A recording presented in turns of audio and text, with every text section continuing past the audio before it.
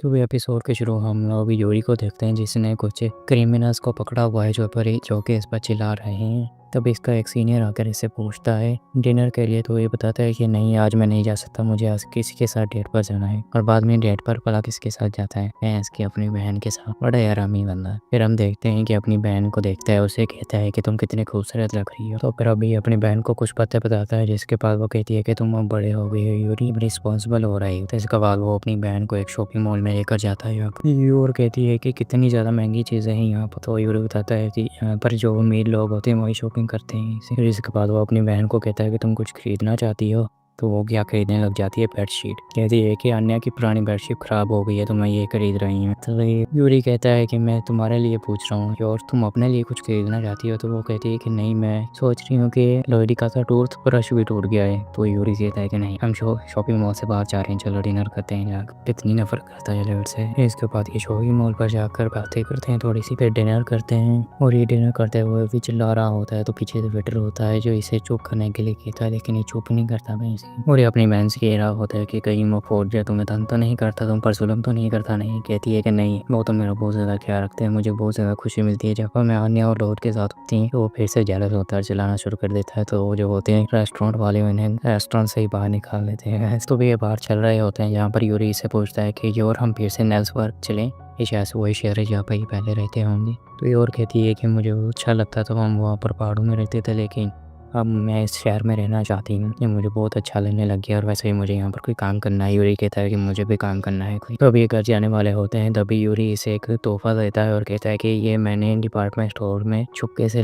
खरीद लिया था तुम्हारे लिए। तो वो कहती है कि शुक्रिया, और इसे कहती है कि अपना ख्याल रखना, ये भी कहता है। तो वो चली जाती है। फिर ये एक शॉप पर देखता है यहाँ पर कोई केक्स होते हैं, तो ये वहाँ पर जाकर काफ़ी सारे केक्स खरीद लेता है और पुरानी बातें याद करता है। जहाँ पर ये अपनी बड़ी बहन से कहता था कि मुझे भी एक केक खाने हैं, लेकिन इसकी बहन के पास पैसे नहीं होते थे। बहन ही पालती है इसकी। पुरानी बातों को याद करता है, फिर घर में आ जाता है और वही केक खाना शुरू कर देता है और कहता है कि मेरी बहन मुझसे दूर होती जा रही है, कहीं फोल्जर की वजह तो नहीं। तो इसके बाद वो भी घर जाती है और अपने हस्बैंड और आने से मिलती है। तो भी ये एपिसोड, इसके बाद हम लोग कुछ गार्ड्स को देखते हैं और एक डार्क स्किन के बंदे को देखते हैं जो कि बहुत ज़्यादा अमीर सा लग रहा है और एक बड़े से पैलेस में होता है जहाँ पर इससे एक आदमी मिलने के लिए आता है। कहता है कि कितना बड़ा और शानदार पैलेस है, मुझे कोई बड़ा सा आदमी लग रहा है। मैं इसके यहाँ फिर इसके बाद भी बैठ जाते हैं और बातें करते हैं। वो सूट वाला आदमी इससे पूछता है कि तू बिजनेस कैसा चल रहा है। तो ये कहता है कि हम लोग कोई मर्चेंट्स तो नहीं। तो ये सूट वाला कहता है कि तुमने वो न्यूज़ देखी, वो जो सील था वो फाइनली समुद्र में वापस चला गया। तो वो इससे कहता है कि तुम बहुत ज़्यादा बातें करते हो।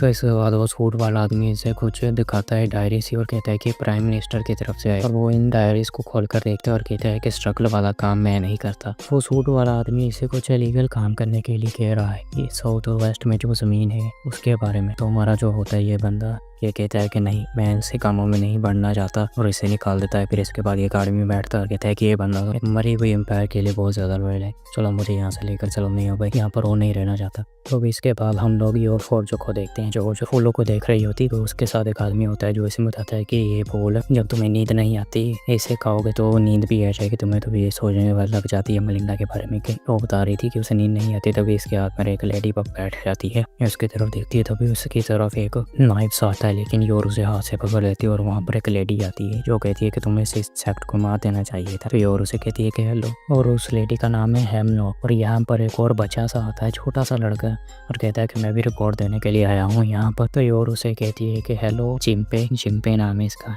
जो जे की याद आ गई मुझे। तो जिम्पे भी इन्हें हेलो कहता है। तभी वो लड़की इनसे योर से थोड़ा सा लड़ना शुरू कर देती है। तभी वहाँ पर जो आदमी होता है आ जाता है, यही इनका बॉस है। बैंड क्या मैं भूल कैसे गया, वही आदमी है। तो अब ये बैठ जाते हैं टी लेकर उस जगह पर गार्डन में, और फिर वो इन्हें इनका टास्क बताता है कि साउथ की साइड में जंगल में कुछ एल्क नाम के एनिमल्स हैं, इन्हें उनको प्रोटेक्ट करना है। और हरामी लोग कुछ हैं जो उन्हें मारना चाहते हैं और उन्हें बेचना चाहते हैं। और ये कहता है कि तुम्हें उन्हें मारना बिल्कुल भी नहीं है, इन एल्क्स को इन्हें प्रोटेक्ट करना है हर कीमत में। तो ये और कहती है कि हम लोग साउथ में जा रहे हैं, काश वहाँ पर बग्स ना हो। तो इसके बाद ये लोग फॉरेस्ट में आते हैं उसी बड़े से, और उस फॉरेस्ट के ऊपर बर्ड बैठा हुआ है जो चोंच मार रहा है इसके यहाँ। और भी अपनी पेट के बारे में बताती है, बॉन्ड के बारे में। तो औरत कहती है कि जब से तुम्हारी शादी हुई है तुम काम बहुत ज़्यादा कम करने लगी हो और हमेशा अपने हस्बैंड पर फोकस रखो। कुछ ज़्यादा ही चिढ़ती है ये और से। तो और कहती है कि शादी ने तो मुझे स्ट्रॉन्ग बनाया है शादी करके।